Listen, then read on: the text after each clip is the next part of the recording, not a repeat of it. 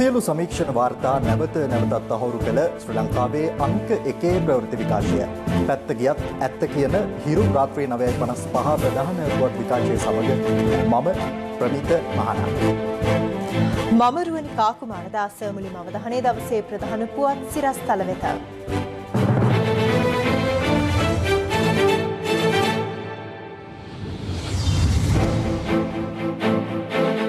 පානදුර තොටවත්ත සහ මොනරාගල බඩල් කුඹුරේ අලුපොත හුදකලා කෙරේ. අද කොරෝනා ආසාදිතයන් 643ක් සමස්තය 34,000 පනි. කන්තලේ සූරියපුරදී ගුවන් හමුදා පුහුණු ගුවන් යානයක් කඩා වැටි නියමුවා මරුට. උපරිමාධිකරණ සංකීර්ණයේ ගින්නක් ලේඛනාගාරයට හානියක් නැහැ පොලිසිය කියයි. මවගේ මලගමදා මත්පැන් බිවූ පුතුන් දෙදෙනා මත්පැන් විෂ වී මිය යයි. තවත් අයෙක් රෝහලේ. දඹුල්ල පැරදූ යාපනය ගාල්ල සමගින් අවසන් මහා තරඟයට. අදම CDB iDeposit ඩිජිටල් ස්ථාවර තැන්පතුවක් අරඹන්න.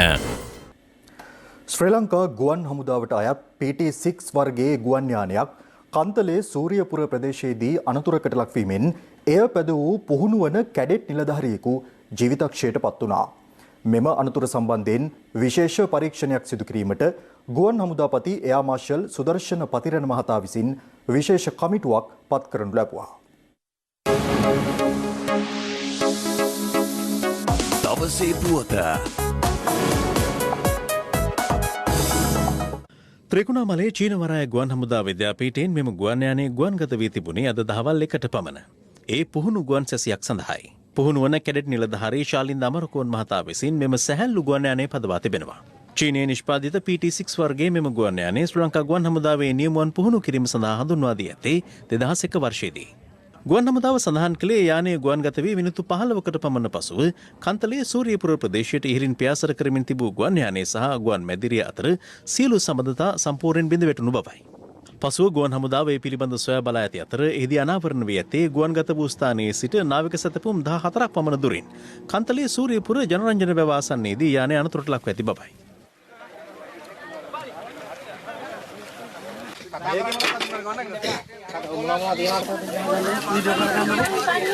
මේ වැදිලා අවිලා තියෙන මේ ආපෝස් කැම්පින් ඉන්නේ නැද්ද ඔය මෙතන තියෙනවා කැම්ප් එක.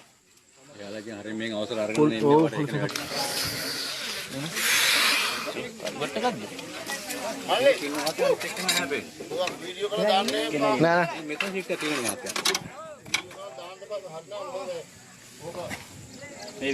යානයේ පියාසර කර වූ පුහුණු වන කැඩෙට් නිලධාරී ශාලින්ද අමරකෝන් මහතා නියම කුටිය තුල සිරවී සිටියා. සිද්ධිය සැලවීමත් සමග ත්‍රිකුණාමලයේ චීනවරාය ගුවන් හමුදා කඳවුරේ නිලධාරීන් වහා ක්‍රියාත්මක වී එම ස්ථානයට ළඟා වුණා. පසුව යානය තුල සිරව සිටි නිලධාරියා බේරා ගැනීම සඳහා ගලවා ගැනීමේ මෙහෙයුමක් දියත් කෙරුණා.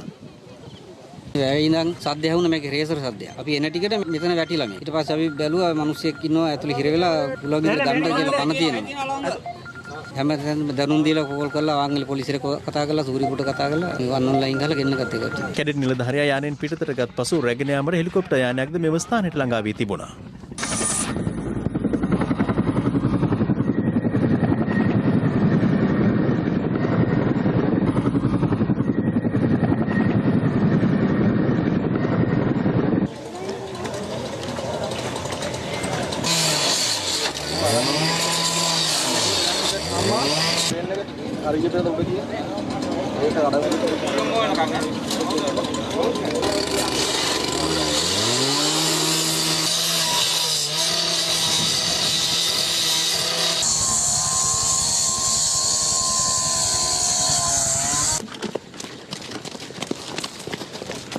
ඒ අනුව පැය 3ක පමණ මෙහෙයුමකින් අනතුරුව යානෙන් පිටතට ගෙනුණු කැඩෙට් නිලධාරියා ත්‍රිකුණාමලයේ මහරෝහල වෙත රැගෙන යාමට ගුවන් හමුදාව කටයුතු කළා. ගුවන් හමුදාපති යාමාශල් සුදර්ශන පතිරණ මහතා විසින් වැඩිදුර විමර්ශන කටයුතු සඳහා විශේෂ පරීක්ෂණ කමිටුවක් පත් කර ඇත.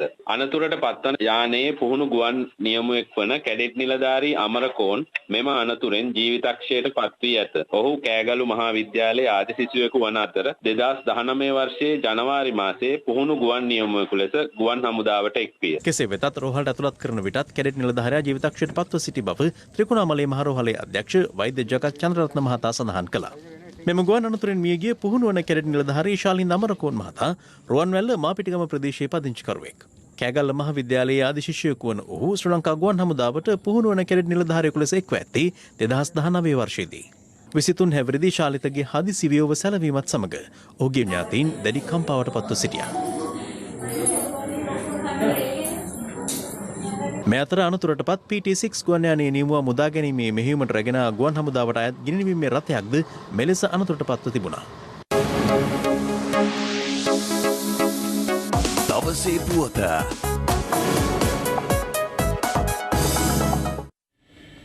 කොළඹ අලුත් කඩේ උපරිමාධිකරණ සංකීර්ණ පරිශ්‍රයේ අද පස්වරුවේ ගින්නක් හටගත්තා. ගින්න හටගෙන ඇත්තේහි අබලිද්‍රව්‍ය ගබඩාවක බව පොලිස් මාධ්‍ය ප්‍රකාශක නියෝජ්‍ය පොලිස්පති අජිත් රෝහණ මහතා ප්‍රකාශ කළා. අලුත් කඩේ ශ්‍රේෂ්ඨාධිකරණ පරිශ්‍රයේ පස්වරු 4:30ට පමණ හටගත් ගින්න මැඩ පැවැත්වීම සඳහා කොළඹ මහනගර සභාවේ ගිනි නිවීම ඒකකයේ ගිනි නිවන රථ 9ක් පමණ යොදා ගැනුණා.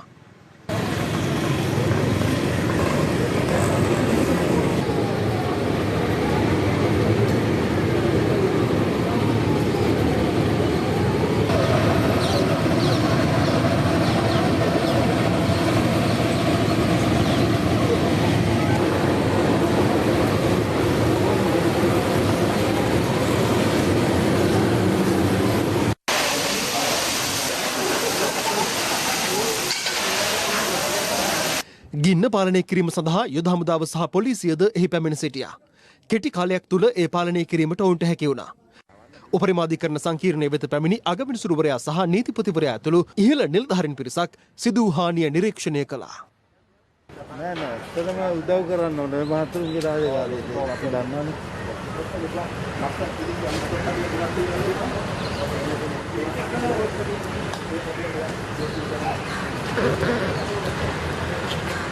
මේ ගින්න සම්බන්ධව විමර්ශනයක් කිරීමට පොලිස්පතිතුමා විසින් අපරාධ පරීක්ෂණ දෙපාර්තමේන්තුවට බාර දී තිබෙනවා.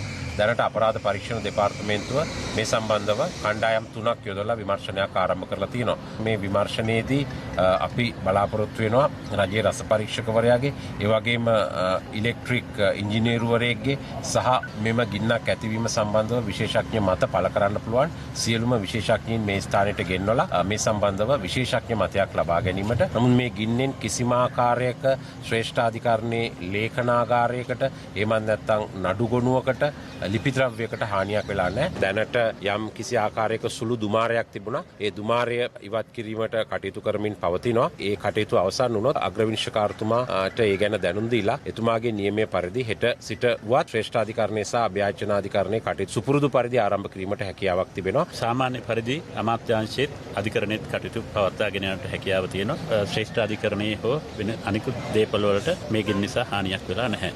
මේ අතර ශ්‍රේෂ්ඨාධිකරණ පරිශ්‍රයේ නිරීක්ෂණය කිරීම සඳහා විපක්ෂ නායක සජිත් ප්‍රේමදාස මහතාද එම ස්ථානයට පැමිණියා. කොහොමද මේ හානිය සිද්ධ වෙන්නේ?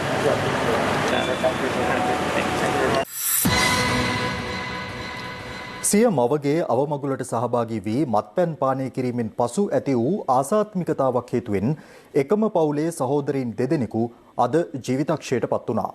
ඔවුන් සමග මත්පැන් පානය කළ තවත් පුද්ගලයෙක් රෝහල් ගත කර ඇති අතර අදාළ මත්පැන් ලබා දුන් පුද්ගලයා මීරිගම පොලිසිය විසින් අත්අඩංගුවටගෙන තිබෙනවා. මේ අතර පසුගිය වසරේ මෙවැනිම මත්පැන් විෂවීමකින් මීරිගම පල්ලෙවෙල ප්‍රදේශයේ පුද්ගලයන් පිරිසක් මිය ගියද ඔවුන්ට මත්පැන් විකුණු පුද්ගලයින්ට මෙතෙක් නීතිය ක්‍රියාත්මක වී නොමැති බවට ප්‍රදේශවාසීන් චෝදනා කරනවා. මීරිගම මොට්ටෑවත්ත කීනදනිය ප්‍රදේශයේ සිය මවගේ අවමංගල්‍ය උත්සවයට සහභාගී වීමෙන් අනතුරුව එකම පවුලේ සහෝදරයන් දෙදෙනෙකු මත්පැන් පානය කිරීමෙන් ඇති වූ ආසාත්මිකතාවක් හේතුවෙන් ජීවිතක්ෂයට පත්ව තිබෙනවා. මේගේ පුද්ගලයන් දෙදෙනා සමග පෙරේදා රාත්‍රියේ පුද්ගලයන් සිව් දෙනෙක් මත්පැන් පානය කර ඇති බවට තොරතුරු අනාවරණ වූ බව පොලිසිය සඳහන් කළා. වැඩිදුරටත් හෙළිවී ඇත්තේ අසල්විසි නිවසක පුද්ගලයෙකු ලබා දුන් ස්ප්‍රීතුපානය කිරීමෙන් පසු මෙම ආසාත්මිකතා මතුවී ඇති බවයි. මේගොල්ලෝ හිතවත් කෙනෙක්ගෙන් අරක්කුවක් හම්බෙලා අරක්කු කියලා රට බීමක් කියලා හම්බෙලා දිනවා ඉස්සරහා ගෙදරින්. ඒ ඉස්සරහා ගෙදරගෙන අපි මේගොල්ලෝ කට්ටිය එක්ක වෙලා බීලා දිනවා. බීවෙන් පස්සේ රෑම වමනේ දදා ඉඳලා හොස්පිටල් එකට අරන් ගියන් පස්සේ අවසන් 3ට 4ට විතර තමයි අපිට ආරංචි උනේ. මත්පැන් පානය කළ සිව් දෙනාගෙන් තිදෙනෙකු මීරිගම සහ වරකාපොළ රෝහල් වලට ඇතුළත් කිරීමෙන් අනතුරුව ඉන් එකම පවුලේ සහෝදරයන් දෙදෙනා ජීවිතක්ෂයට පත්ව තිබෙනවා. එලෙස ජීවිතක්ෂයට පත් වුණේ 47 හැවිරිදි සහ 54 හැවිරිදි අනුරාධපුර ගල්නෑව ප්‍රදේශයේ පදිංචිකරුවන් දෙදෙනෙක්.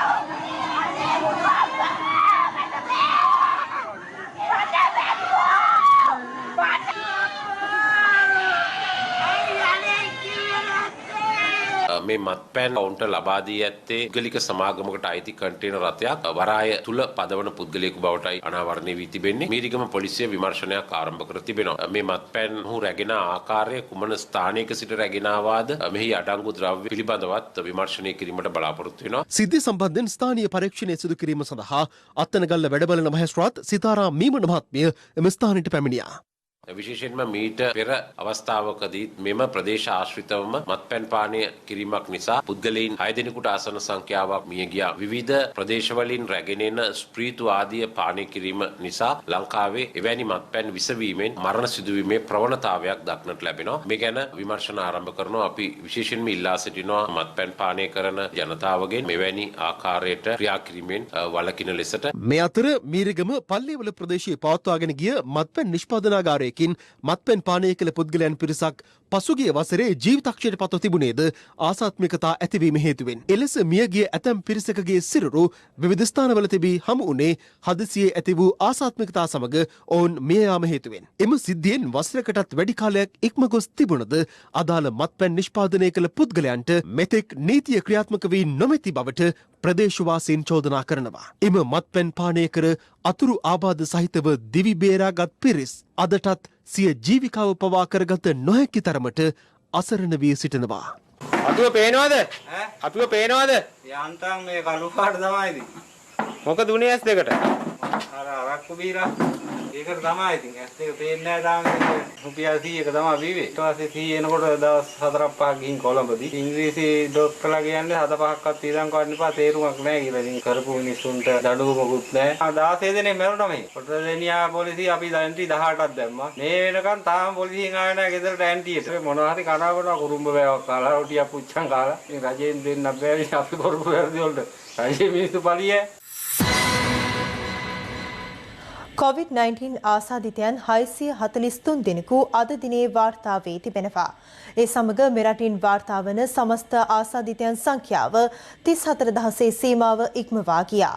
මේ අතර පානදුර සහ මොනරාගල පිහිටි ගම්මාන දෙකක් හුදකලා කළ බව යුද හමුදාපති ලෙෆ්ටිනන්ට් ජෙනරාල් ශවින්ද්‍ර සිල්වා මහතා සඳහන් කළා.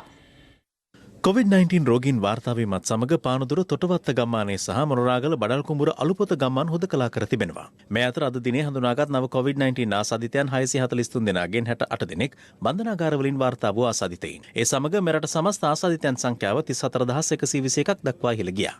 අද 558 දෙනෙකු පූර්ණ සුවය ලැබූ අතර ඒ අනුව COVID-19 ආසාදනය වී පූර්ණ සුවය ලැබූ සංඛ්‍යාව 24867ක්. ඒ දිනේ COVID ආසාදිතයින් 688 දෙනෙකු මෙරටින් හඳුනාගත් අතර ඉන් 200 දෙනෙකු කොළඹ දිස්ත්‍රික්කයෙන් වාර්තා වුණා. ඒ අතරින් 153 දෙනෙකු වැඩිම සංඛ්‍යාව වාර්තා වූයේ කොළඹ මහනගර සභා සීමාවෙන්. බොරාලෙන් 65ක්, මට්ටක්කුලියෙන් 38ක්, කොම්පඤ්ඤ වීදියෙන් 13ක් සහ එම මහනගර සභා සීමාවට අයත් සෙසු ප්‍රදේශවලින් 38ක් ලෙස ආසාදිතයින් වාර්තා වුණා. වසංගත රෝග විද්‍යාංශයේ රට හරියට කොහෙද ස්ථානගත වෙලා තියෙන කියන කාරණේ අලුත් දත්ත මත පදනම් වෙලා තාමත් එළිදරව් කරන්නේ නැහැ. ඒක බලවත් අඩුපාඩුවක් විදිහට අපි දකිනවා. විශේෂයෙන් සැලකිලිමත් වෙන්න ඕන වතුකරයේ තුල රෝග ව්‍යාප්තිය පාලනය කරන්න අවශ්‍ය කරන ඕනම ක්‍රියාමාර්ගයකට ගිහිල්ලා කටයුතු කරන්න. එහෙම නැති වුණොත් කොළඹ පැතිරෙන ඒ ශීඝ්‍රතාවයෙන් ව්‍යාප්ත වෙන්න ගියොත් එහෙම තාම දුෂ්කර වෙන්න පුළුවන්. මේ අතර COVID-19 ආසාදිතයන් සිව් දෙනෙකු හඳුනා ගැනීමත් සමග බම්බලපිටිය යුනිටි ප්ලාසා සාප්පු සංකීර්ණයේ తాවකාලිකව වසා දැමීමට කටයුතු කර තිබෙනවා. බම්බලපිටිය මහජන සෞඛ්‍ය පරීක්ෂක NAK එරන්ද මහතා සඳහන් කළේ එම සාප්පු සංකීර්ණයේ වෙළඳසැල් 4ක සේවකයින් සිව් දෙනෙක්ට වෛරසය ආසාදනය වී ඇති බවයි. මේ අතර කළුතර දිස්ත්‍රික්කයෙන් 117ක්, ගම්පහ දිස්ත්‍රික්කයෙන් 113ක්, මුලතිව් දිස්ත්‍රික්කයෙන් 55ක්, ගාල්ල දිස්ත්‍රික්කයෙන් 48ක් සහ නෝරෙල්ල දිස්ත්‍රික්කයෙන් 38ක් ලෙස ආසාදිතයින් වාර්තා වුණා. තවත් කොවිඩ් මරණ දෙකක් වාර්තා වීමත් සමග මෙරටින් වාර්තා වන සමස්ත මරණ සංඛ්‍යාව 154ක් දක්වා ඉහළ ගියා. මේ අතර කොවිඩ් වෛරසය වැළඳී ජීවිතක්ෂයට පත්වන පුද්ගලයන්ගේ දේහ බොහොම දානය සඳහා මාලදිවයින් රජය ඉදිරිපත් වී ඇද්දැයි මාධ්‍යවේදීන් අද පැවති කැබිනට් තීරණ දැනුම් දීමේ ප්‍රවෘත්ති සාකච්ඡාවේදී ප්‍රශ්න කළා. My knowledge, and we have never discussed anything at the cabinet of that sort. What we heard was that there was deputation made to the Prime Minister, and the Prime Minister had looked at it in a usual manner as the Prime Minister. So do you think that the Maldivian foreign minister, is he misinformed? Why do you think that the foreign minister of a neighboring country would actually use the name of the Sri Lankan president to say that a request has been made? I understand that. I mean, that's a serious thing. So as far as we are concerned, at the cabinet, nothing was discussed yesterday. But I'll definitely verify that and come back to you. මේ අතර බන්ධනාගාරවල video තාක්ෂණ සංනිවේදන ක්‍රමය ක්‍රියාත්මක කිරීමේ වැඩසටහන අගුණුකොළ පැලස බන්ධනාගාරයේදී විශේෂ රාජ්‍ය අමාත්‍ය ලොහන් රත්වත්ති මහතාගේ ප්‍රධානත්වයෙන් අද ආරම්භ වුණා. මෙම ක්‍රමය යටතේ අමුත්තන්ට වීඩියෝ තාක්ෂණය ඔස්සේ රැඳවියන් සමග කතා කිරීමේ අවස්ථාව හිමි වෙනවා. සුළු වැරදි කරපු කට්ටිය සහ නිදහස ලබා සිටපු සියලුම දෙනා අද වෙනකොට 6000ක් පමණ මේ සති දෙක ඇතුළත නිදහස් කරලා තියෙනවා. ඉදිරි සති දෙක තුලත් අපි 1000කට අධික ප්‍රමාණයක් නිදහස් කරන්න බලාපොරොත්තු වෙනවා. මේ අතර COVID-19 ආසාදිත මවක් මුල්ලේරියා මූලික රෝහලේදී අද නිවුන් දරුවපතක් සිදු කළා. මේ එම රෝහලේදී ආසාදිත මවක් නිවුන් දරුවන් බිහි කළ දෙවන අවස්ථාවයි. මේ අම්මාගේ 4 වෙනි ගර්භය එයාගේ කොවිඩ් පොසිටිව් වුණාට පස්සේ ට්‍රවල ප්‍රෝටීන් වැඩි වෙලා ගර්භ විෂාදිය කියලා කියන තත්ත්වය ඇති වුණා. ඒ නිසා අද උදේ ඉමර්ජන්සි සිසේරියන් සැත්කමක් විදියට බබාලා දෙන්නව ඩිලිවර් කරා. ඒ බබාලා දෙන්නත් අම්මත් මේ වෙනකොට යහපත් සෞඛ්‍ය තත්ත්වයෙන් ඉන්නවා. අවිස්සාවේල සීතාවක අපනයන සැකසුම් කලාපයෙන් නව ආසාදිතයන් 18 දෙනෙක් වාර්තා වී ඇති අතර ඒ අනුව එම කලාපයෙන් වාර්තා වන සමස්ත ආසාදිතයන් සංඛ්‍යාව 160ක් දක්වා ඉහළ ගියා. වවුනියාව නගරයේ ප්‍රධාන පාසලක දැරියකට COVID-19 වෛරසය වෙළඳී ඇති බව තහවුරු වීමත් සමග එම නගරයේ ප්‍රධාන පාසල් 4ක් අද පෙරවරුවේ සිට తాවකාලිකව වසා දැමීමට මහජන සෞඛ්‍ය පරීක්ෂකවරුන් කටයුතු කළා. කෑගල්ල මහේස්ත්‍රාත් අධිකරණයේ සේවය කරන නීතිඥවරයෙකුට COVID-19 ආසාදිත බව හඳුනා ගැනීමත් සමග කෑගල්ල අධිකරණ සංකීර්ණයේ සියලු කටයුතු తాවකාලිකව නවතා දමා විශ්ව බිජහරණයට පියවර ගෙනුණා. හෙට සිට නඩු විභාගය ආරම්භ කිරීමට නියමිතයි. මේතර හොරණ බොරලුගොඩ ප්‍රදේශයේ රබර් දැව ආශ්‍රිත නිෂ්පාදන කර්මාන්ත ශාලාවක සේවය කළ ඉන්දිය ජාතිකයන් 37 දෙනෙක් ඇතුළු 47 දෙනෙක්ට COVID-19 වෛරසය වැළඳී තිබෙනවා. හම්බුලේශ කරන PCR පරීක්ෂණ 6කින් 5ක් පුෂ්ටි වුණා. ඉන්පසුව ගිය සෙනසුරාදා අපි එම කර්මාන්ත ශාලාවේ ඉතුරු සියලු දෙනාගේම PCR පරීක්ෂණ කළා. ඊයේ රාත්‍රියේ වෙනකොට ප්‍රතිඵල ලැබිලා තියෙනවා. 47 දෙනෙක් පොසිටිව් වෙලා තියෙනවා. ඒ කර්මාන්ත ශාලාවට මේ රෝගය පැමිණියේ කෙසේද කියලා අපි පරීක්ෂණ කරගෙන යනවා. මේ අතර COVID පාලනය අසීරු තත්ත්වයකට පත්ව ඇති බව මහජන සෞඛ්‍ය පරීක්ෂකවරුන් පවසනවා. ලංකාවේ තිබෙච්ච COVID දෙවනි රැල්ල මේ වෙද්දි කොළඹ මහනගර සභා ප්‍රදේශයේ පසු කරමින් ලංකාවේ අනිකුත් ප්‍රදේශ ආසාදනය කරමින් වාර්තා වෙනවා. තවදුරටත් COVID-19 වසංගතය සෞඛ්‍ය සේවාවට ඕන විදිහට හසුරවන්නවත් පාලනය කරගන්නවත් හැකියාව නැහැ කියන එක තමයි අපිට පේන්නේ. ඉදිරියේදී එන උත්සව සමය විශාල අවදානමක් එක්ක තමයි අපි සමරන්නේ. මේ කාල සීමාව තුළ වගකීමෙන් යුතුව රජය සහ මහජනතාව හැසිරුනේ නැත්නම් මේ නත්තල අවසාන වෙන්නේ COVID විශාල වශයෙන් ව්‍යාප්ත වෙලා ඊටාම අවාසනාවන්ත තත්වයකට මුහුණ දීලා කියන එකට අපිට අනාවැකියක් කියන්න පුළුවන්. කෙසේ වෙතත් සෞඛ්‍ය බලධාරීන් පෙන්වා දෙන්නේ COVID-19 වෛරසය ශ්‍රී ලංකාව තුළ සමාජගත වී නොමැති බවයි. ලෝකයේ තත්ත්වයත් එක්ක බලනකොට ඉතාමත් හොඳ තත්ත්වයක අපි ඉන්නේ. අවශ්‍ය කරන ප්‍රතිකාර මධ්‍යස්ථාන අපි ළඟ තියෙනවා. අවශ්‍ය කරන දැඩි සත්කාර ඒකක අපි ළඟ තියෙනවා. අපි ජනතාවගේ සහාය අවශ්‍ය වෙනවා. මේක දසදහස් ගණනින් වැඩි වෙන්න නොදී අපිට අවශ්‍ය කරන සහයෝගය ලබා දෙන්න කියලා ඒ හරහා අපිට ආරක්ෂා සහිතව ඉන්න පුළුවන් තත්ත්වයක් තියෙනවා. සිංගප්පූරුවේ රටවල් මේ වෙනකොට වැක්සින් එක ඇනුම් කරලා අවසන් කරලා තියෙනවා. ඒ සම්බන්ධයෙන් අපේ රටේ විවිධ කතාබහ ඇති වෙනවා. ලෝක සෞඛ්‍ය සංවිධානයේ මැදිහත් වීමෙන් තමයි අපිට ලැබෙන්නේ ඖෂධ ලබා දීමට කටයුතු කරන කාල සීමාව වන විට අවශ්‍ය කරන මූලික යටිතල පහසුකම් සූදානම් කර ගැනීම තමයි මේ දවස්වල කරගෙන යන්නේ. යම් දිනක මේ එන්නත ශ්‍රී ලංකාවට ලැබුණු වහාම ඉලක්කගත කර සිටින මණ්ඩායම් වෙත එම එන්නත ලබා දීමට අපි ඉදිරියේදී කටයුතු කරනවා. මේ අතර සෞඛ්‍ය ක්ෂේත්‍රයට සම්බන්ධ වෘත්තීය සමිති දෙකක් ප්‍රවෘත්ති සාකච්ඡා පවත්වමින් COVID මර්ධනය පිළිබඳව අදහස් පළ කළා. වන් තොටුපොළ විසින් තීරණය කළා තියෙනවා මේ වෙනකොට රතු කලාපයක් සහ කොළ කලාප දෙකක් ඇති කරලා මේ රතු කලාපයේ කණ්ඩායම පමණක් ගුවන් තොටුපොළේ සෞඛ්‍ය අමාත්‍යාංශය මගින් පාලනය කරන රසායනාගාරයට එවන්නටත් අර කොළ කලාපය අර සුපුරුදු පරිදි ඔවුන්ගෙන් වෙනම මිලක් අය කරලා ඔවුන්ව වෙනම හෝටල් වලට යොමු කරලා ඒ හෝටල් වලදී අර පරණ ක්‍රමයට PCR පරීක්ෂණ සහ අනිකුත් කටයුතු කරන්න. මේ පෞද්ගලික අංශයට මේ විදියට හිතුමතේට PCR පරීක්ෂණ කරන්නට දීපු එක සහ ඒක ව්‍යාපාරයක් කරගන්නට උත්සාහ කරපු කණ්ඩායම් නිසා තමයි මේ රට දෙවනි අනතුරට පත් වුනේ. නැවත වතාවක් ගුවන් තොටුපොළ හරිනකොට උත්සාහ කරනවා නම් විවිධ කලාප ඇති කරලා ව්‍යාපාරික වුමනාවන් සඳහා යොදව ගන්න හදනවා නම් ඒක බරපතල භයානකකමක්. විද්‍යාව වෙනුවට අවිද්‍යාව පතුරනකොට කොරෝනා වැනි වෛරස් සාධනයක් මේ ආණ්ඩුවට මේ රජයට මේ සෞඛ්‍ය අමාත්‍යාංශයේ බලධාරීන්ට පාලනය කරන්න පුළුවන්ද කියන බරපතල සැකයක් අපි තුල ඇති වෙලා තියෙනවා. අනිත් පැත්තෙන් අපිට පේනවා මේ කොරෝනා මර්ධනය ව්‍යාපාරයක් බවට පරිවර්තනය කරගෙන තියෙනවා. ඇන්ටිජන් ටෙස්ට් PCR මේක බිස්නස් එකක්. ඉතින් ඒක නිසා අපි සෞඛ්‍ය අමාත්‍යාංශයට කියන්නේ බොරු කරන්න එපා. මිනිස්සුන්ට ඇත්ත තත්ත්වය පැහැදිලි කරලා දෙන්න. කොරෝනා ව්‍යාපාරයක් කරගන්න එපා. මැතර COVID-19 වෛරසයට එරෙහිව ඖෂධයක් නිෂ්පාදනය කළ දේශීය වෛද්‍ය ධම්මික බණ්ඩාර මහතා අද පෙරවරුවේ මහනුවර ශ්‍රී දළදා මාලිගාව වෙත පැමිණ අදාළ ඖෂධය දළදා සමිඳුන් වෙත පූජා කළා. අනතුරුව ධම්මික බණ්ඩාර මහතා ශ්‍රී දළදා මාලිගා පරිශ්‍රයේදී අස්කිරි පාර්ශවයේ අනුනායක පූජ්‍ය ආනමඩුවේ ධම්මදස්ස හිමියන් බැහැදුටුවා. යුරෝපීය පමණට වඩා ගැතිවීම නිසා ආයුර්වේද සහ අපේ සිංහල වෙදකම් කියන දේ නිකම් පසෙකට ටිකක් විසඳරලා යුරෝපීය දේවල්ම අගය කරන ක්‍රමයක් යනවා. විශාල ගැටලුව මේ රටේ. ඒගොල්ලොන්ට කරන්න බැරි වෙච්ච වැඩේ වෙන මහත්යාගේ මේ වකවානු තුල සිද්ධ වෙනවනේ. ඒ දෙයියනේ මොකද වෙන්නේ මිනිස්සුන්ට මේ මොකද වසක් විසක්. පසුව අස්කිරි මහාවිහාරයේ වෙත පැමිණි බණ්ඩාර මහතා එහිදී අස්කිරි පාර්ශවයේ මහානායක අතිපූජ්‍ය වරකාගොඩ ශ්‍රී ඥානරත්න හිමියන් බැහැදුටුවා. අපේ රටේ නිෂ්පාදනය කරන වටිනා දේ පිළිබඳව වටිනාකමක් ගැන කතා කරන්න කවුද? ඒක අපේ ජාතියේ අභාග්‍යයක් කියලා මම හිතන්නේ. ඉතින් ඒ නිසා මේ කාර්ය ඔබතුමා සිද්ධ කළා විශාල දිනක්. මත්ස්‍යකාරණය ඉක්මනටම මේ තදන්නේ බටහිර වෛද්‍යවරු කරන්නට තව එක දෙයක් තියෙනවා. එතුමලන්ගෙන් මේක නිර්දේශයක් ගන්න තියෙනවා, වාර්තාවක් ගන්න තියෙනවා. ඒ වාර්තාව කඩනමින් දෙන්න කියලා මම කියනවා. ධම්මික බණ්ඩාර මහතා අස්කිරි පාර්ශවයේ ලේකකාධිකාරී ආචාර්ය පූජ්‍ය මැදගම ධම්මානන්ද හිමියන්ද බැහැදුටුවා. මේ අතර COVID-19 වෛරසයේ විකෘති වූ නව ප්‍රභේදයක් බ්‍රිතාන්‍ය තුල සීග්‍රේන් ව්‍යාප්ත වන අතර මෙම නව වෛරස ප්‍රභේදය ආසාදිත පුද්ගලයන් 1000කට වැඩි පිරිසක් එරටින් හඳුනාගෙන තිබෙනවා. VUI 2020-12 එක ලෙස හඳුන්වන මෙම නව වෛරසය කොරෝනා ගණයට අයත් COVID-19 වෛරසයේම විකෘති වූ ප්‍රභේදයක් වන අතර ඒ නුදුරේදීම යුරෝපයේ සීග්‍රේන් ව්‍යාප්ත වීමේ අවදානමක්ද පවතින බවයි බ්‍රිතාන්‍ය සෞඛ්‍ය ලේකම් මැට් හැන්කොක් පවසන්නේ.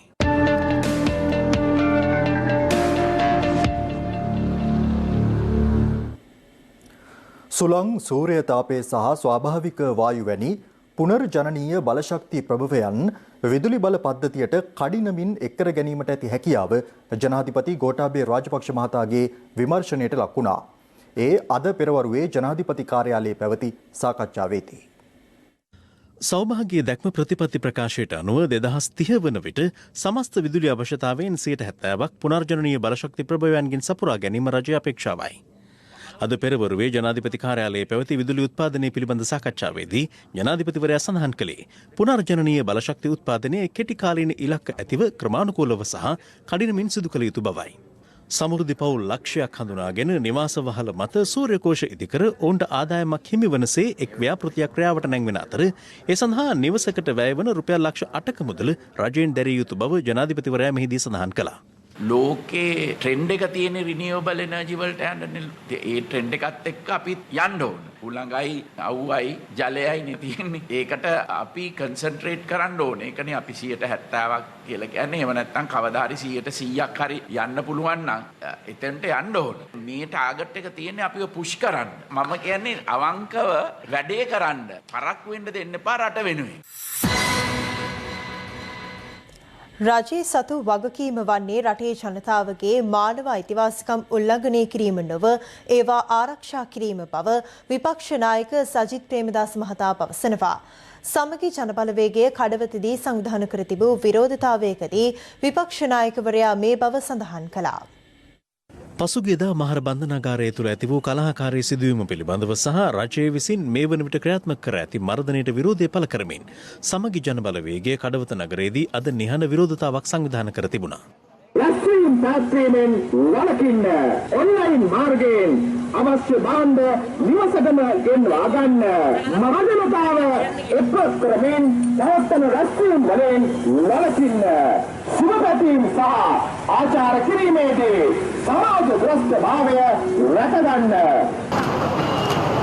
ඉරකාරුවන්ට කියලා T56න් සලකන්න බෑ. කිසිම හරයක් නැති කතා කියලා ජනතාවගේ ජීවිත බිලිගන්නට අපි විරුද්ධයි. අපි රටේ ජනතාවට කියනවා මේ පිළිබඳ පෙළ ගැහෙන්න පාලකයන්ට කියනවා ජනතාව ජීවත් කිරීම සඳහා මේ මර්ධන ඉවත් කරලා වැඩපිළිවෙල සකස් කරන්න කියලා. මේට වගකිව යුත්තන් අනිවාර්යෙන්ම විනයානුකූල පියවරවලට නිත්‍යානුකූල පියවරවලට ලක් කරන්නට ඕන. මානව අයිතිවාසිකම් ආරක්ෂා කිරීම අපේ රටේ උත්තරීතර නීතියට සඳහන් වෙලා තිබෙනවා. වර්තමාන රජයේ වගකීම තමයි රටේ ජනතාව සතුයේ අයිතිවාසිකම් ආරක්ෂා කිරීම. උල්ලංඝනය කිරීම නෙවෙයි. මේක රට තුල විසඳෙන්න ඕන ප්‍රශ්නයක්. රටේ ප්‍රශ්න වෙනත් සභාවලට ගෙනියන්නට මම හිතන්නේ ඒක සුදුසුයි කියලා. නැවතත් මැතිවරණයක් කතා කරලා තියෙනවා. මම නම් කියන්නේ මැතිවරණය එක හොඳයි. මොකද රටේ ජනතාවට ආණ්ඩුවට උත්තර බඳින්න අවස්ථාව වෙනවා.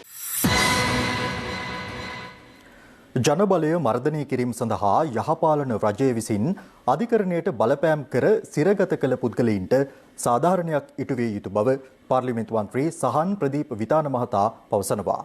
මේ අතර රාජ්‍ය අමාත්‍ය ශයාන් සේමසිංහ මහතා පැවසුවේ යහපාලන රජයේ සමයේ පෞද්ගලික අවශ්‍යතා වෙනුවෙන් අධිකරණයට බලපෑම් සිදු කළ පුද්ගලයින් මෙවර පාර්ලිමේන්තුව නියෝජනය කිරීම කනගාටුදායක බවයි. රටම දැක්කා ශානි අබේසේකර දේශපාලන වශයෙන් අත්අඩංගුවට ගැනීම සහ දඩුවම් කළ යුතු ආකාරය පිළිබඳව රජයේ ඇමතිවරුන් එක්ක කතා කරනවා. අපේ රටේ නීතියේ ආධිපත්‍ය ගැන අපිට එතනින් එහාට කතා කරන්න පුළුවන්. ඒ ආණ්ඩුවේ අවුරුදු 5ටම අපි දැක්කේ අත්අඩංගුවට ගැනීම, විවිධ පරීක්ෂණ පැවැත්වීම, දේශපාලන වශයෙන් දඩුවම් දීම, ඊළඟට අධිකරණ පද්ධතියට සිදු කරපු බලපෑම, ඇමතිවරුන් පෞද්ගලිකව මැදිහත් වෙලා කරපු බලපෑම. රංජන රාමනායක හිටපු ඇමතිතුමා විසින් දුමින්ද සිල්වා ඇතුළු තවත් කීප දෙනෙක් වෙනුවෙන් කතා කරපු ආකාරය. එක එක්කෙනාගේ පෞද්ගලික තරහන පිරිමහගත්තේ. එවැනි කණ්ඩායම් ඒ පක්ෂම නියෝජනය කරලා බොරුවෙන්ම ඊළඟ අවුරුදු 5ක් පාර්ලිමේන්තුවේ කාලය ගත කරන්න කටයුතු කිරීම ගැන අපි කනගාටු වෙනවා. අපි රජයක් හැටියට අපේ විශේෂයෙන්ම අවධානය යොමු විය යුතුයි මේ දේශපාලන පරිගැනීම් මත වින්දිතයන් බවට පත් වූවන් පිළිබඳව. පහුගිය යහපාලන ආණ්ඩුව විශාල මර්ධනයක් සිද්ධ කරා. අපි දැක්ක බැසිල් රාජපක්ෂ මැතිතුමාගේ නඩු බොරුවට එතුමන්ලා මාස 8-9 හිරගෙවල් වල දාලා උත්සාහ කරේ මේ රටේ ගොඩනැගෙන ඒ ජන බලය මර්ධනය කරන්න තමයි හැදුවේ. ඒ වගේම තමයි මිනිස්සුන්ට වැඩ කරන, ජනතාවට උදව් කරන දුමින්ද සිල්වලා වගේ ඒ දේශපාලන තරුණ දේශපාලන නායකයෝ ඒ අය සිරගත කරා. අපි දැක්කා ශානිලා රංජන් රාමනායකලා කතා කරනවා. ඒ සිරගත කරපු සියලු දෙනාට සාධාරණයක් ඉෂ්ට වෙයි කියලා අපි බලාගෙන ඉන්නවා. වැඩ කිරීමේ කාර්යාලයේදී වෙනස් ආකාරයකින් සිතා කටයුතු කිරීමට දේශපාලනඥයින් සහ රාජ්‍ය නිලධාරීන් බිය නොවිය යුතු බව හිටපු අමාත්‍ය බැසිල් රාජපක්ෂ මහතා පවසනවා. ඔහු මේ බව පැවසුවේ කුලියාපිටිය ප්‍රදේශයේදී ගම සමග පිළිසඳර වැඩසටහනකට එක්වෙමින්. කුලියාපිටිය වයඹ විශ්වවිද්‍යාලයේ ශ්‍රවණාගාරයේදී පැවති ගම සමග පිළිසඳර වැඩසටහන සඳහා දේශපාලනඥයින් සහ රාජ්‍ය නිලධාරීන් පිරිසක් සහභාගී වුණා. අපි බලාපොරොත්තු වෙනවා මේදී ඔබ සියලු දෙනාගේම සහයෝගය ඇතුව මේ අයවැය සාර්ථක තුලින් අපේ රටේ සෞභාග්‍යමත් රටක් හැටියට පත් කරන්න. ඉතින් මේ සඳහා වෙනස්ව සිටීමට බිය නොවන්න කියලා අපි කියනවා. මොකද වෙනස්ව හිතලා යම් යම් අකරතැබි වලට සිරගත ගෙවීම් වලට අපි මුණ දුන්නා. ඉතින් නමුත් අවසානයේදී සත්‍ය නා මම මේදී විශේෂයෙන්ම මේ මහජන නියෝජිතින්ට රජයේ නිලධාරීන්ටත් කියනවා තමුන් නොකරපු වැරද්දකට චෝදනා වෙන්න පුළුවන්. ඒ වෙලාවට කිපෙන්න එපා, සැලෙන්නත් එපා, බිය වෙන්නත් එපා. අතුණු ලකේ නම හොබවන රට පුරාම රසගෙන යන අවුලේ සෑම රස කර කන මාතර ෆ්‍රීල නූඩල්ස් ටේස්ට් එකේ ට්‍රස්ට් එක.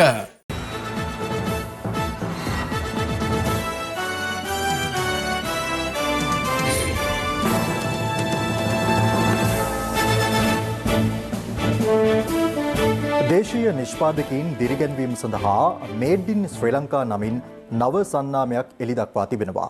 ඒ සම්බන්ධයෙන් අමාත්‍ය විමල් වීරවංශ මහතා කොළඹ පැවති ප්‍රවෘත්ති සාකච්ඡාවකදී අදහස් පළ කළා. මේඩ් ඉන් ශ්‍රී ලංකා වැඩසටහන යටතේ අරමුණු කෙරෙන්නේ මෙරට නිෂ්පාදන සඳහා පුළුල් වෙළඳපොළක් නිර්මාණය කිරීමයි.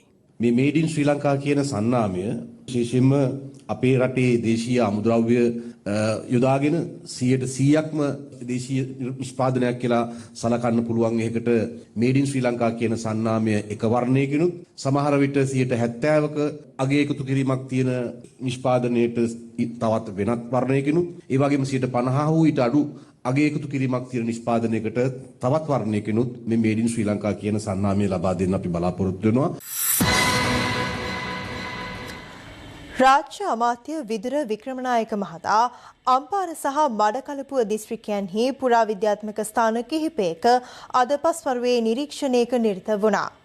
කෙසේ වෙතත් මඩකලපුව කුසිනාමලේ සිද්ධාස්ථානයට පැමිණ ආපසු යමින් සිටි රාජ්‍ය අමාත්‍යවරයාට මඩකලපුව දිස්ත්‍රික්ක දෙමළ ජාතික සන්ධාන පාර්ලිමේන්තු මන්ත්‍රීවරයෙකු ඇතුළු පිරිසකගෙන් බහදා එල්ල වුණා.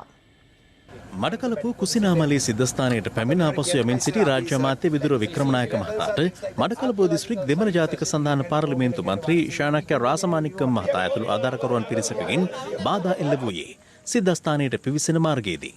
මේ ටික හදලා දෙන්නයි මතෝ. ඒකට ඕගොල්ලෝ උදව්. මෙතන වාඩි වුණයි කියලා කිසි ප්‍රශ්නයක් නැහැ. අපි දන්නා මේ රටේ අපි වාඩිනක් ලට ඉන්නේ අපිට නම් ගහලා දාලා එයි. අපි කාටවත් ගහන්න නැහැ. මේ රටේ හිතයි ගත තියෙන්නේ. No, yes, I was listening to you, sir. Okay, sir, you can proceed. Sorry. If you don't want me to talk, okay, I'll keep I want you to talk. I want you to talk, but talk something that we can accept. දැන් මේ ආකියොලොජිකල් site එකේ ඒක ටික කරන්න. හැබැයි ඕවිලේ පූජා කරන්න පුළුවන්. එතකොට ආකියොලොජි එක එකඟ වුණා. මෙතන ඉස්සරහින් අපිට ඕවිලට කියලා කොටසක් මේ ඇවිල්ලා අපි කාලයක් තිස්සේ අපි ගිහපු කන්ද, අපි ගිහපු පන්සල. ඒකට ඇවිල්ලා ඔබතුමා ඇවිල්ලා අපිට permission දෙන්න ඕනේ නැහැ. අපි යනවා කොහොමද? නෑ. එහෙම මේ you can go කියලා කියන්නේ once a year. We can go whenever we want. So, as an archaeological site, let them respect the premises, sir. Okay. I spoke in parliament, sir. Please carry on your protest. Thank you very much. That's I respect you. Sir, that's not nice, sir. I want to come to a solution with you, sir. අද මම ඔක්කොටම ගෞරවයතු ප්‍රශ්න විසඳලා ඒ ටික නෑ ඔබතුමා මට ප්‍රශ්න විසඳන්න අවස්ථාවක් දෙයිකෙත් නෑ. ඔබතුමා මෙහෙම හිතන්න එපා. ඔබතුමා වාඩිලා ඉන්න. හරි. සහරාන් හෂීම් සහ ජාතික තෞහීද් ජමාත් සංවිධානය සම්බන්ධ කටයුතු භාරව සිටි නීතිපති දෙපාර්තමේන්තුවේ මාලික් අසීස් සහ අසාත් නවාවි යන නිලධාරීන් එම කටයුතු පැහැර හැරීම නිසා ඔවුන්ට එරෙහිව විනය පියවර ගැනීමට නීතිපතිවරයා නිර්දේශ කර ඇති බව පාස්කු ප්‍රහාරය පිළිබඳ ජනපති කොමිසමේදී අද අනාවරණ වුණා. එම නිර්දේශ රාජ්‍ය සේවා කොමිෂන් සභාව වෙත පසුගිය නොවැම්බර් 27 වෙනිදා යොමු කර ඇතත් මෙතෙක් ඊට පිළිතුරු ලැබී නැතැයි නීතිපති දෙපාර්තමේන්තුව පවසනවා. මේ අතර නීතිපතිවරයාගේ සම්බන්ධීකරණ නිලධාරිනී රජයේ අධිනීතිඥ නිශාරා ජයරත්න මෙනවියට හෙට දිනයේ එම කොමිසමේ පොලිස් ඒකකයට ප්‍රකාශයක් ලබා දෙන ලෙසද අද නියෝග කෙරුණා. පාස්කු ප්‍රහාරය පිළිබඳව සොයා බලන ජනාධිපති කොමිසමේ සාක්ෂි විමසීම සඳහා ස්කයිප් තාක්ෂණය ඔස්සේ අද කැඳවනු ලැබුවේ නීතිපති දෙපාර්තමේන්තුවේ පරිපාලනාංශීය ප්‍රධානී රජයේ අතිරේක සොලිසිටර් ජෙනරාල් ජනාධිපති නීතිඥ සුමති ධර්මවර්ධන මහතායි. ඒ රජයේ අධිනීතිඥ මාලික් අසීස් සහ නියෝජ්‍ය සොලිසිටර් ජෙනරාල් අසත් නවාවි යන නිලධාරීන් පසුගිය දෙසැම්බර් 5 වෙනිදා කොමිසම හමුවේ කළ කරුණු අනාවරණයක් සම්බන්ධයෙන් විමසීම සඳහායි. ජාතික ආරක්ෂාවට තර්ජනයක් වනසේ සොහරන් හෂීම් ප්‍රකාශ නිකුත් කර තිබූ බව ත්‍රස්ත මර්දන හා විමර්ශන කොට්ටාශය 2017 වසරේදී නීතිපතිවරයා වෙත දැනුම් දී තිබුණද ඒ සඳහා නිසි උපදෙසක් නොලැබුණු බව ඔවුන් ප්‍රකාශ කර තිබුණා. සාක්ෂි ලබා දෙමින් සුමති ධර්මවර්ධන මහතා සඳහන් කළේ තමන් මීට පෙර පාර්ලිමේන්තු තේරීම්කාරක සභාවේදී ත්‍රස්ත මර්දන හා විමර්ශන කොට්ටාශය 2017 වසරේදී නීතිපති දෙපාර්තමේන්තුව වෙත එවා තිබූ ගොනුව සම්බන්ධයෙන් ප්‍රකාශ ලබා දුන් බවයි. එම පාර්ලිමේන්තු තේරීම්කාරක සභාවේ අවසන් වාර්තාව සම්බන්ධයෙන් පසුගිය පෙබරවාරි 24 වෙනිදා තමන් නීතිපතිවරයාගේ අවධානය යොමු කළ බවත් මාලික් අසීස් සහ අසත් නවාවි යන නිලධාරීන් සම්බන්ධයෙන් මූලික විමර්ශනයක් සිදු කළ යුතු බවට ඊට පසුදින නීතිපතිවරයා වෙත උපදෙස් දුන් බව සාක්ෂිකරු පැවසුවා. ඒ අනුව පසුගිය මාර්තු 13 වෙනි දින ජ්‍යෙෂ්ඨ අතිරේක සොලිසිටර් ජෙනරාල් සරත් ජයමාන්න ජ්‍යෙෂ්ඨ සොලිසිටර් ජෙනරාල් මායාදුන්න කොරයා සහ අතිරේක සොලිසිටර් ජෙනරාල් සුසන්ත බාලපටබැඳි යන මහතුරුන්ගෙන් සමන්විත විමර්ශන කමිටුවක් ස්ථාපනය කර තිබෙනවා. එහෙත් සරත් ජයමාන්න මහතා ඉන් ඉවත් වීම නිසා අතිරේක සොලිසිටර් ජෙනරාල් ප්‍රියන්ත නාපාන මහතා එම කමිටුවේ ප්‍රධානියා ලෙස පත් කෙරෙනු බව සාක්ෂිකරු සඳහන් කළා. සාක්ෂිකරු එහිදී හෙළි කළේ වෙළුම් දෙකකින් සමන්විත එම විමර්ශන කමිටුවේ අවසන් වාර්තාවෙන් මාලික් අසීස් සහ අසත් නවාවි යන නිලධාරීන්ට විරුද්ධව විනය ක්‍රියාමාර්ග ගැනීමට නිර්දේශ කර තිබූ බවයි. ඒ සඳහා චෝදනා පත්‍රද කෙටුම්පත් කර තිබූ බවද සාක්ෂිකරු සඳහන් කළා. කමිටුවේ අවසන් වාර්තාව අනුව වැඩිදුර ක්‍රියාමාර්ග ගත්තද? මේ වාර්තාව සම්බන්ධයෙන් වැඩබලන සොලිසිටර් ජෙනරාල් සංජය රාජරත්නම්ට නිර්දේශ ඉදිරිපත් කරන්න කියලා නීතිපතිවරයා දැනුම් දුන්නා. ඒ අනුව 2020 වසරේ ජූලි 27 ඔහු දැනුම් දුන්න මේ නිලධාරීන් සම්බන්ධයෙන් නොපමාව විනය ක්‍රියාමාර්ග ගත යුතුයි කියලා. පසුව ස්වාමීනී 2020 වසරේ නොවැම්බර් 12 වෙනිදා නැවත වරක් සංජය රාජරත්නම් මහතා සඳහන් කළා අවශ්‍ය ක්‍රියාමාර්ග ගන්න කියලා. කමිටුවේ නිර්දේශات ලැබිලා ඒ ගැන වැඩබලන සොලිසිටර් ජෙනරාල්ගේ නිර්දේශات ලැබිලා අවසන් වශයෙන් රාජ්‍ය සේවා කොමිෂන් සභාවට යම් නිර්දේශයක් කළාද මේ විනය පියවර ගැනීම කරන්න කියලා. 2020 වසරේ නොවැම්බර් 27 අධිකරණ අමාත්‍යාංශයේ ලේකම්වරයාට සහ රාජ්‍ය සේවා කොමිෂන් සභාවට මේ නිර්දේශ ඉදිරිපත් කළා. අදාළ නිලධාරීන් සම්බන්ධයෙන් චෝදනා නැගීමට ප්‍රමාණවත් කරුණු තිබෙන නිසා සුදුසු කටයුතු සිදු කරන්න කියලා ස්වාමීනි. රාජ්‍ය සේවා කොමිෂන් සභාවට ලැබුණු බව හෝ ඊට පිළිතුරක් හෝ ලැබුණාද? මෙතෙක් එවැනි පිළිතුරක් ලැබුණු බවට පරිපාලන අංශයේ ප්‍රධානියා වන මට දැනුවත් වීමක් නැහැ ස්වාමීනි. මේ කාරණයට මුල් වුණු සහරාන් සම්බන්ධයෙන් ත්‍රස්ත මර්දන හා විමර්ශන කොට්ටාසය 2017 වසරේදී නීතිපතිවරයාගේ උපදෙස්පතා එව ඇති ගොනු බහරව සිටි අංශයේ එවක ප්‍රධාන අධීක්ෂණ නිලධාරියා කවුද? එවක ජ්‍යෙෂ්ඨ අතිරේක සොලිසිටර් ජෙනරාල්වරයෙකු වූ කපිල වෛද්‍යරත්න මහතා ස්වාමීනි. 2017 ජූනි මාසයෙන් පසු නැගෙනහිර පළාත බහරව කටයුතු කළ නීතිපති දෙපාර්තමේන්තුවේ නිලධාරීන් කවුරුන්ද? එවක රජයේ ජ්‍යෙෂ්ඨ අධිනීතිඥ අසත් නවාවි තමයි නැගෙනහිර පළාතට අදාළ කටයුතු සිදු කර තිබෙන්නේ. ඔහුගේ ජ්‍යෙෂ්ඨ අධීක්ෂණ නිලධාරියා වෙලා තියෙන්නේ එවක ජ්‍යෙෂ්ඨ අතිරේක සොලිසිටර් ජෙනරාල් දප්පුලද ලිවේරා මහතා. ඔය නිලධාරීන් සම්බන්ධයෙන් මෙවැනි නිර්දේශ සිදු කරන්න තීරණය වුණේ ඔබ කියන විදිහට පාර්ලිමේන්තු තේරීම් කාරක සභාවේ වාර්තාව අනුවනේ. ඒ කාරක සභාවේ හිටියේ දේශපාලකයන් නේද? ඔවුන් පාර්ලිමේන්තු මන්ත්‍රීවරුන්. දේශපාලකයන් කියා මතයක් දරන්න මම කැමති නැහැ. 2020 ජූලි මේ නිලධාරීන්ට විනය පියවර ගන්න නිර්දේශ ලැබිලා මාස 4කට පස්සේ නොවැම්බර් 27 වෙනකල් මේ නිර්දේශ රාජ්‍ය සේවා කොමිෂන් සභාවට යැව්වේ නැත්තේ ඇයි? හරියටම කිව්වොත් ඔබ මේ කොමිසමේ පොලිස් ඒකකයට ප්‍රකාශයක් දී තිබෙන්නේ නොවැම්බර් 27. එදිනයි මේ වාර්තාව රාජ්‍ය සේවා කොමිෂන් සභාවට යැව්වේ කිව්වොත් හරිනේ? මට ඒකට උත්තර දෙන්න බැහැ. ඒක නීතිපතිවරයා උත්තර දෙන්න ඕනි ප්‍රශ්නයක්. හොඳයි. 2019 ජූනි 18 නීතිපතිවරයා විසින් එවක වැඩබලන පොලිස්පතිවරයාට මේ ගොනුව සම්බන්ධයෙන් ලිපියක් යොමු කරලා තියෙනවා. ඒ ලිපිය බැලුවහම පෙනී යනවා මේ කාරණේ සම්බන්ධයෙන් නීතිපති දෙපාර්තමේන්තුවේ නිලධාරීන්ගේ කිසිදු වරදක් නැහැ කියලා. ඒ පිළිබඳව 2019 ජූලි 10 වන දින නීතිපතිවරයාගේ සම්බන්ධීකරණ නිලධාරිනිය මාධ්‍ය නිවේදනයක් පවා නිකුත් කරලා එම කරුණ මාධ්‍යයට ප්‍රකාශ කරලා තියෙනවා. ඒ කරුණ පිළිබඳව තහවුරු කරගන්න එම නිලධාරිනිය මෙම කොමිසමට කැඳවන්න කියලා මම ඉල්ලා සිටිනවා ස්වාමීනි. මන්ද නිර්දේශ මගින් මාගේ සේවාදායකයා සම්බන්ධයෙන් මතුවන කරුණු හා නීතිපති වැඩබලන පොලිස්පතිවරයාට ලැබූ කරුණු සම්බන්ධයෙන් එහිදී විමසා බලන්න පුළුවන්. එම ඉල්ලීම සලකා බැලූ ජනාධිපති කොමිසම නීතිපතිවරයාගේ සම්බන්ධීකරණ නිලධාරිණී රජයේ අධිනීතිඥ නිශාරා ජයරත්න මෙනවියට හෙට දිනේ කොමිසමේ පොලිස් ඒකකයට ප්‍රකාශයක් ලබා දී අනිද්දා කොමිසම හමුවේ මේ සම්බන්ධයෙන් සාක්ෂි ලබා දීමට පැමිණෙන ලෙස නියෝග කළා. බැංකු ක්ෂේත්‍රයේ ප්‍රවීණයෙකු වීමේ ඉලක්කය ඔබ සතු නම් ශ්‍රී ලංකා බැංකුකරුවන්ගේ ආයතනය වෘත්තීය බැංකුකරණයේ ප්‍රමුඛයා SLT වෙතින් ඔන්ලයින් ලර්නින් සහ ඔන්ලයින් වර්කින් සඳහා ඇදහිය නොහැකි ඩේටා දීමනා GB 30ක් රුපියල් 195යි GB 100ක් රුපියල් 490යි අඩුම මිලට වැඩිම ඩේටා SLT වෙතින් අලුත්ම ලොකු සයිස් ටීවී එකක් ගන්න. ලොකු හුවමාරුවට්ටම් හිමි කරගන්න. සිංහ වෙතින්ම පමණයි. මහා බ්‍රිතාන්‍ය විශ්වවිද්‍යාලයන්ට අනුබද්ධ විශ්වවිද්‍යාල ප්‍රතිපාදන කොමිසම මගින් පිළිගත් තොරතුරු තාක්ෂණයේ ඉංජිනේරු විද්‍යාව හා ව්‍යාපාර කළමනාකරණ උපාධි පාඨමාලා සමග ඔබේ අධ්‍යාපන දිවියේ ඉදිරි පියවර තබන්න බඳවා ගැනීම ආරම්භ කර ඇත. 0772 66 55 55 ස්ලිට් ඇකඩමි.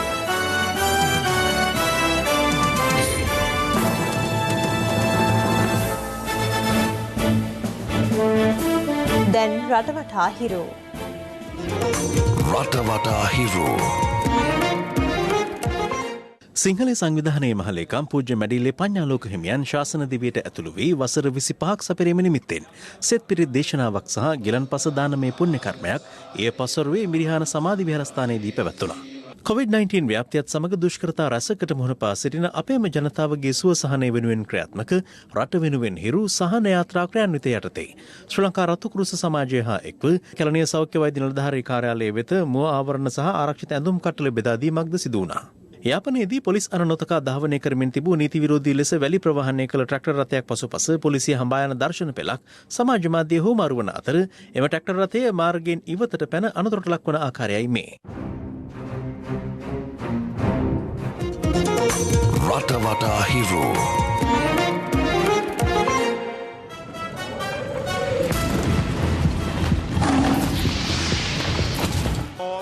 ලංකා ප්‍රීමියර් ලීග් පන්දුවාර 20 ක්‍රිකට් තරඟාවලියේ අවසන් මහා තරඟයට සුදුසුකම් ලබා ගන්නට ජෙෆ්නා ස්ටැලියන්ස් කණ්ඩායම ඊයේ රාත්‍රියේ සමත් වුණා. ඒ මූලික වටේ ප්‍රසාද ලකුණු සටහනේ දෙවන ස්ථානයට පත් වූ දසුන් ශානකගේ නායකත්වයෙන් යුත් දඹුල්ල වයිකින්ස් කණ්ඩායම ලකුණු 37කින් පරාජය කරමින් මෙම තරඟයේ පළමුව පන්දුවට පහර දුන් ජෙෆ්නා ස්ටැලියන්ස් කණ්ඩායම පන්දුවාර 20 අවසානයේ කඩලු 9ක් ද වීරස් කර ලකුණු සංඛ්‍යාව 165. ජයග්‍රහණය සඳහා ලකුණු 166 ඉලක්කයක් හඹාගේ දඹුල්ල වයිකින්ස් කණ්ඩායමට පන්දුවාර 19යි එක් පන්දුවකදී සියලු දෙනා ද වීරස් කර ගැනීමට හැකි වුණේ ලකුණු 128ක් පමණයි. මේ අනුව LPL අවසන් මහා තරඟයේදී ගෝල් ග්ලැඩියේටර්ස් සහ ජෙෆ්නා ස්ටැලියන්ස් හෙට රාත්‍රියේ 7ට තරඟ වදිනු ඇති. ගෝල් සහ ජෙෆ්නා නායකයින් අද වීඩියෝ තාක්ෂණය ඔස්සේ ප්‍රවෘත්ති සාකච්ඡාවකට එක් වුණා. ඉතර දැන් ඕගලන්ගේ කණ්ඩායමත් එක්ක ලීඩින් විකට් එක ඉන්නවා වනිදු හසරංග. ගෝල් ග්ලැඩියේටර්ස් එක්නවා ලීඩින් රන් ස්කෝරර් ධනුෂ්ක ගුණතිලක. මොකද හිතන්නේ මේ දෙන්නගේ බැටල් එක? තරඟකරුවන් දෙදෙනාම සෑහෙන හොඳ මට්ටමක ඉන්නවා. වනිදු හසරංගත් ධනුෂ්ක ගුණතිලකත් පුළුවන් තරම් අපිට කරන්න තියෙන වැඩේ තමයි ධනුෂ්ක ගුණතිලකගේ කෙනෙක් පුළුවන් තරම් රන්ස් අඩුවෙන් තියාගන්න එක. ඒක ඉතින් මගේ ඉන්න බෝලිං යුනිට් එකත් එක්ක මම හිතනවා අපිට කරගන්න පුළුවන් වෙයි කියලා. බානුක දැන් ඕගලන්ගේ සෑහෙන දක්කා ටීම් එකේ එකමුතුකමක් අන්තිම තරගයේදී ඒක හොඳටම දැක්කා. මේකද ඔයගොල්ලෝ පරාජය වෙලා ඉඳලා අවසන් මහා තරගයට එන්න බලපාපු හේතුව? ළඟට මම ඇත්තටම කියන්න ඕනේ මම හිතන්නේ මේ ටෝර්නමන්ට් එකේ යංගස්ට් සයිට් එකේ තියෙන අපේ ගෝල් ග්ලැඩියේටර්ස් එක මම ඇත්තට අනිත් ටීම්ස් ගැන එහෙම ලොකුවට දන්නේ නැහැ. හැබැයි අපි ගොක් කන්න ගියත් එකට යන්නේ මොන ක්‍රීඩාව කරන්නද කියලා එකට යන්නේ. යුනිටි එක හොඳින් තමයි මැච් දිනන්නේ. අපි මැච් 5ක් විතර එකට ගිහලා පරදලා ඉති අපි කතා කරලා ගොක් ඔලු උස්සලා ගන්න හම්බුනේ මම හිතන්නේ ටීම් එකේ යුනිටි එක හින්දා තමයි. සූදානම අදට සමුගන්නට. පැත්තනොගත් ඇති දැනගැනීමේ අයිතිය තවදුරටත් තහවුරු කරගන්න තිරේ දෙස්සන පරිදි ඔබගේ ජංගම දුරකථන ජාලයට අනුව හිරු SMS ප්‍රවෘත්ති සේවාව සක්‍රිය කරගන්න. අපි යලි යමු වන්නේ හෙට මධ්‍යහන 11:55ට. සුබ රාත්‍රියක්.